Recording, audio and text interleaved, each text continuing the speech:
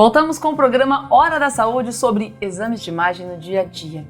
A gente continua com o Dr. Rodrigo Ribeiro Rossini, ele que é radiologista, médico aqui do Hospital de Amor. Dr. Rodrigo, quais os riscos associados aos exames de imagem? Existem riscos?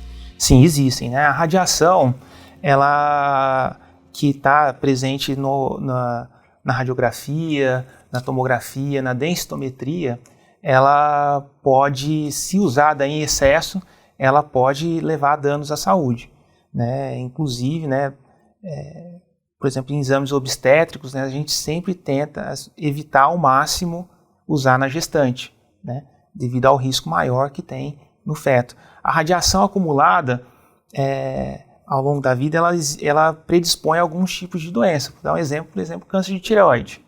Então, a radiação excessiva pode induzir a algumas lesões.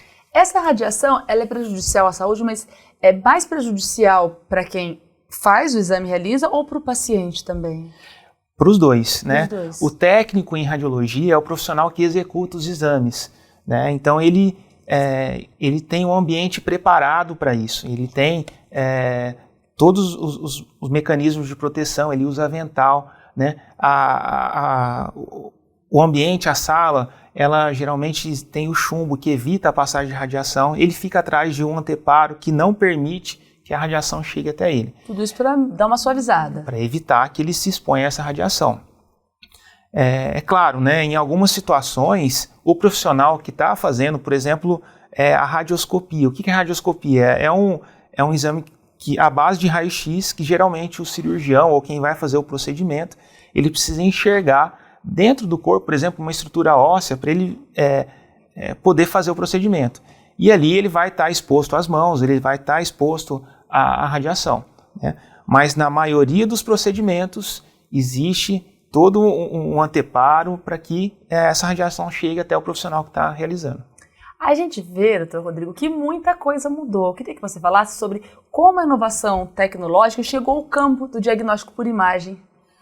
Assim, a gente hoje a gente dispõe de tecnologias que a gente não imaginava que poderia existir há alguns anos atrás, né? Então, o próprio surgimento da tomografia utilizando o raio-x, era impensado que isso poderia acontecer, né, como a gente enxerga.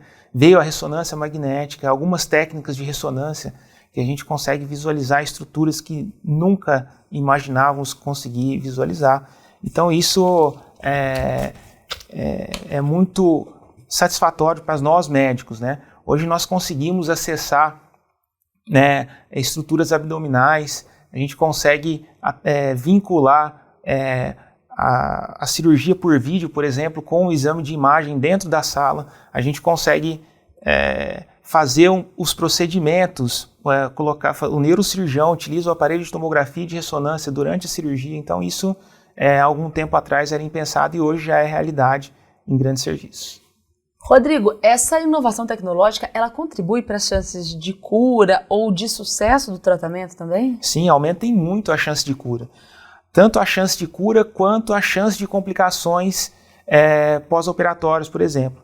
E além disso, além de diminuir a chance de cura, aumentar a chance de cura e diminuir o risco de complicações, ela também atua na prevenção, né? Onde, pensando na população, ela vai conseguir detectar precocemente as doenças e ainda vai diminuir o custo e complicações com a doença. Então, realmente a tecnologia hoje é fundamental, né, quando bem usada na medicina. E os novos aparelhos, né? Uma dúvida também que sempre surge é o que é feito com esses antigos aparelhos, né? Porque vem aparelhos novos, eles são trocados. Esses aparelhos antigos, quando os novos aparelhos, quando substituem os antigos, esse descarte causa algum impacto ambiental? Causa, isso é uma preocupação da indústria, né? Então a indústria hoje é responsável por reter esses equipamentos e destinarem para ter um mínimo de risco ambiental, né? Antigamente isso foi feito de maneira indiscriminada, né? Hoje já é feito de uma maneira adequada e o risco é mínimo, mas existe a preocupação, a indústria que vende, ela tem uma responsabilidade de devolver isso para o ambiente de uma maneira saudável, vamos chamar assim. Eles são devolvidos para a indústria, no geral. Sim, a indústria hoje tem a responsabilidade de fazer com que esse equipamento seja devolvido, sejam reutilizadas as peças adequadas e seja devolvido de maneira adequada. Doutor Rodrigo, como que a telemedicina e a radiologia se relacionam? A telemedicina veio para somar com a radiologia, né? Ela veio somar em qual sentido? Hoje, um médico especialista consegue laudar um exame de qualquer lugar do país, né? Por exemplo, nós fazemos exames em Porto Velho, né, que são laudados aqui, né? Sempre respeitando as regras, né, os conselhos de medicina e de radiologia sempre tem muitas preocupações com isso, isso é respeitado, e quem tem a ganhar com isso é o paciente. Então, eventualmente em um local onde não tem um especialista, hoje ele consegue visualizar, ele consegue laudar o exame daquele local onde hoje não pode contar com um especialista. É possível também fazer os exames de imagem, os diagnósticos são possíveis à distância. Acho que isso aí é uma tendência? Sim, hoje a tendência da medicina é tentar fornecer ao paciente o que há de melhor, né? Então, se eu não tenho a especialidade ali, vamos fazer que a especialidade chegue até ali de alguma forma. Então, isso é possível fazer. Hoje, inclusive, a gente consegue operar o equipamento de tomografia de ressonância magnética à distância. Então, hoje eu consigo, com um técnico aqui em Barretos, operar o equipamento de Porto Velho, operar o equipamento de Jales. Isso já é possível hoje. Então, na falta, né, do profissional que faz aquilo, por qualquer motivo que seja, ou por não ter ele capacitado no local, ou porque ele se ausentou por um motivo de doença, por exemplo, eu já consigo suprir essa necessidade. Isso vai tornando a mão de obra especializada, vai diminuindo o custo. Isso para a saúde, para a medicina e para o paciente é muito bom. Mas o profissional ele precisa se atualizar sempre, né, diante desse cenário aí. Sempre, sempre. As coisas mudam muito rápido hoje, a informação muda muito rápido, os equipamentos mudam rápido, mas os pacientes têm as mesmas doenças, sim, mas a maneira como se trata as doenças, as maneiras como se faz diagnóstico e a maneira como deve abordar o paciente, isso vem mudando ao longo do tempo e isso a gente precisa sempre estar atualizado. Doutor Rodrigo, queria que você falasse também sobre os impactos da telemedicina junto com a radiologia para a saúde pública. Isso deve causar impacto, pelo menos a médio prazo. Sim, a médio não, a curto, né? Hoje a gente já consegue, por exemplo, fazer programas de rastreio de mamografia sem que o profissional médico esteja no local. Então hoje a gente consegue, com o técnico de radiologia, com a equipe de enfermagem, com os equipamentos, eu consigo realizar em vários locais onde eu não conseguia chegar antigamente, eventualmente até dentro de uma unidade móvel, e trazer esses exames para o especialista laudar onde quer que ele esteja no país.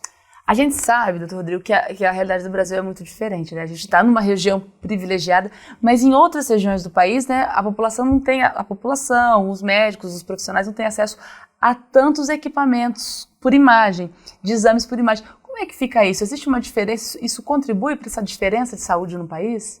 Contribui, né? Onde existe menos recurso, eventualmente o paciente pode não ter, por exemplo, a oportunidade de ser detectado uma doença precocemente, como é feito onde existe esse recurso. Porém, hoje já existe uma preocupação muito grande em estar levando isso ao paciente.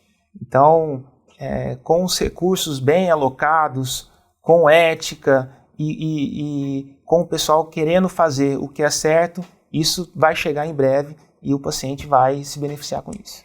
E aí, mais uma vez, vem a questão da telemedicina. Exatamente. É aí que a gente pode utilizar o que a gente tem de mais moderno para poder oferecer o que há de melhor para o paciente. Uma outra dúvida do nosso telespectador, doutor Rodrigo. Exames de imagem, eles têm prazo para serem realizados no caso de algumas patologias? os exames de imagem eles devem ser bem indicados, né? Por que eu falo isso? Porque um exame mal indicado, o médico solicita, o paciente vai até lá realizar o exame, e aí ele volta com o exame para o médico.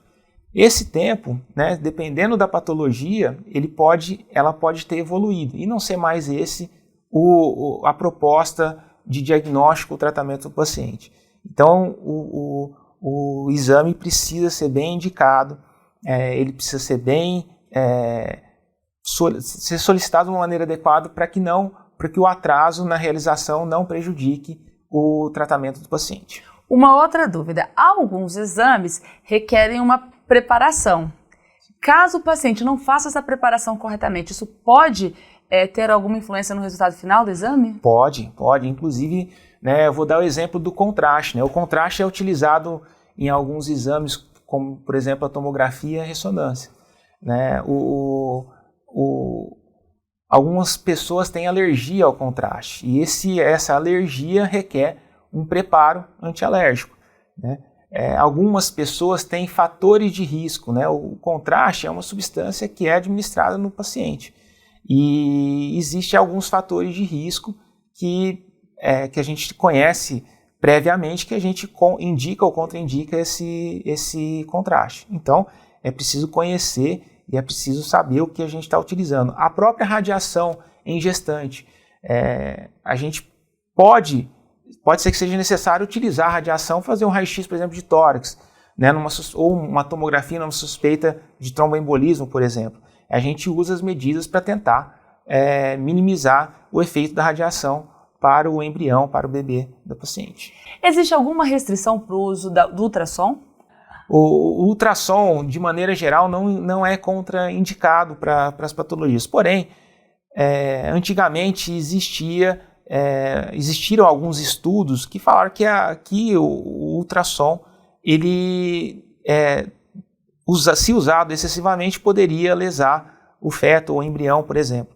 Mas isso hoje a gente já viu que não acontece. O que acontece é você utilizar de maneira inadequada. Por exemplo, fazer um ultrassom em uma ferida que precisa de cicatrizar. A gente tenta evitar, né? Mas isso é inerente à metodologia, ao trabalho do radiologia, que ele, de antemão ou durante o exame, ele já indica ou contraindica o exame. Doutor Rodrigo, você acha que a tendência atual seja um uso cada vez maior dos exames por imagem? Com certeza. A radiologia, todos os exames de imagem, eles já estão incorporados na prática clínica. Né? E o que era previamente, há muito tempo atrás, exclusivo do radiologista, hoje já está em várias especialidades. Né? Tanto para guiar o procedimento, quanto para tratar o paciente. Então, inevitavelmente a radiologia vai crescer, vai continuar crescendo e vai trazer os benefícios para o paciente. Então, Rodrigo, quero agradecer a sua presença. Muito obrigado por aceitar o nosso convite, por vir aqui na Hora da Saúde falar com a gente sobre esse assunto.